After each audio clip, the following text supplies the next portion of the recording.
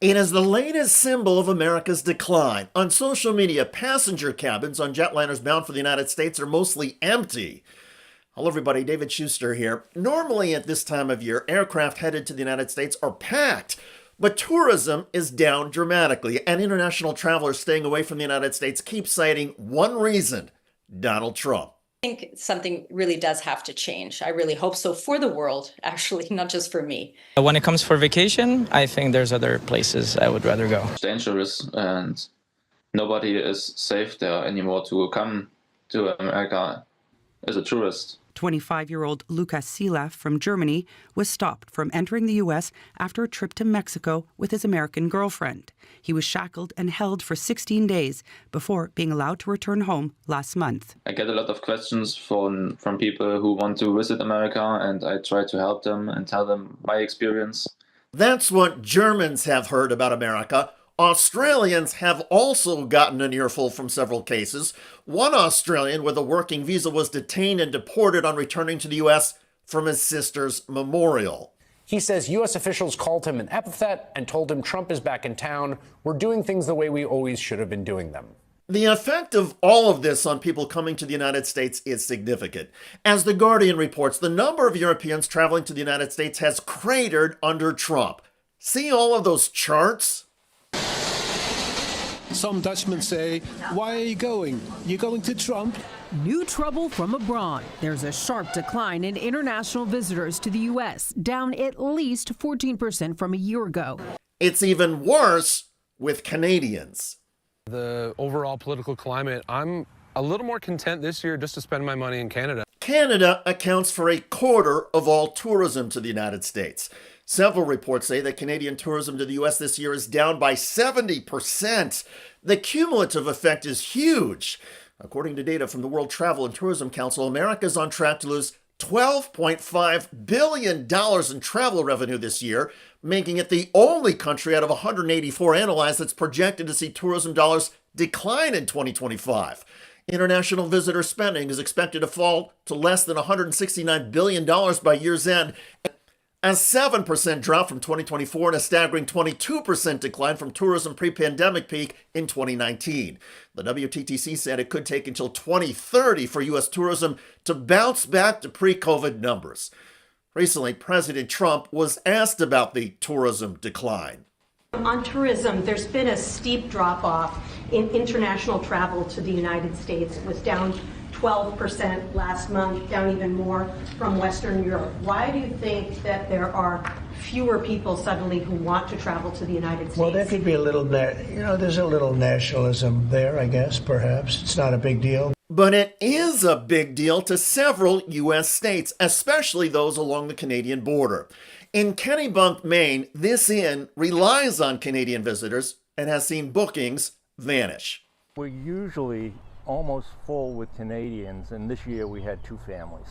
Summer is not looking any better. We just feel sad that we're not going to see our friends this year. The governor of Maine has ordered the placement of these welcome signs in several border towns and is publicly pleading with Canadians to visit.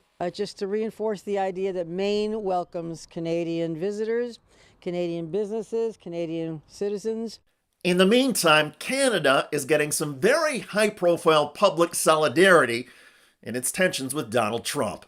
King Charles delivered a rare speech in the Canadian Parliament today, reaffirming that Britain stands with Canada as it navigates a challenging relationship with President Trump. The King's speech said Canada is facing challenges that are unprecedented in our lifetimes.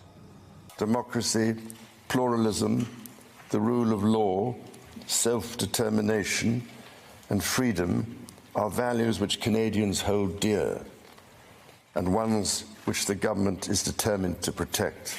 As the anthem reminds us, the true north is indeed strong and free. And its citizens are putting a noticeable financial squeeze on the United States.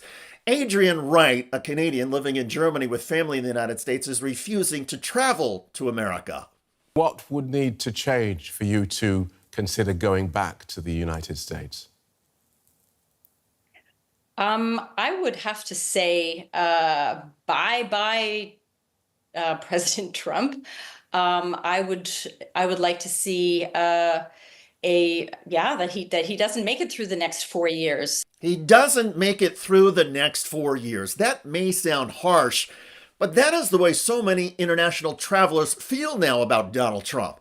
And Trump keeps adding insult to injury. Trump recently spoke about a military missile defense system that could cover the United States and Canada, and said it would cost Canada over $60 billion, but would be free if Canada becomes the 51st U.S. state. Canadians called the choice rude, belittling, and vulgar. In other words, Donald Trump keeps being Donald Trump. And instead of soothing tensions with Canada and the rest of the world, Donald Trump is inflaming them. We have tariffs, they've been set, and it's going to make our country very rich. The whole world is listening. Kami Farhadi is the CEO of Starline Tours in Los Angeles. He says the Trump administration's policies have been bad for business. In the first quarter of this year, we're down about 29 to 30%. And what are they saying when they cancel? They don't feel safe. They don't feel welcome. By the way, Trump White House Press Secretary Caroline Leavitt is flailing as Donald Trump's debt bomb spooks U.S. bond markets. This bill saves $1.6 trillion for the American taxpayer. It saves more than any bill that has ever passed Capitol Hill has. In fact, by double. The next bill saved $800 billion. This bill saves $1.6 trillion. While it's true the bill cuts Medicaid, student loan funding, climate change projects, and other spending, the bill costs the U.S. government even more through tax cuts for the wealthy and extra defense spending. Altogether, the bill will borrow $3.1 trillion we don't have, and the borrowing could go even higher. So even without this tax bill, the deficit was essentially going to keep going up over the next 10 years, maybe come down a little bit at the very end, but essentially up.